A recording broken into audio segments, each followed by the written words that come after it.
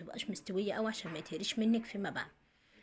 وعايزه تسلقيه، عايزه تعمليه ني اعمليه براحتك، حطي عليه الخلطه واعمليه ني. والميه دي استفيدي بيها، اعملي منها معطر وخللي منها، وحطي منها على الغسيل الابيض حلوه جدا. شويه كربونات وكده بتخليكي الغسيل ابيض قشطه. بصوا بقى بعد ما يتسلق نص سلقه كده بنروح حاطينه في ميه بارده بنخفف منه السخونه عشان ما يتهريش مننا خالص. ونيجي بقى نجيب بقى الخلطه بتاعتنا.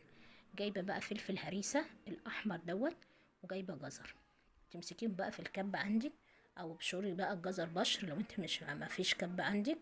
ودقي بقى الفلفل الاحمر، وامسكيهم بقى كده اهوت، افرميهم فرمه. ممكن تحطي عصفر وحبه البركه لو انت بتحبيهم. هم بصراحه ما كانوش عندي في البيت. واحط بقى شويه ملح بقى حلوين عشان الليمون بيحب الملح.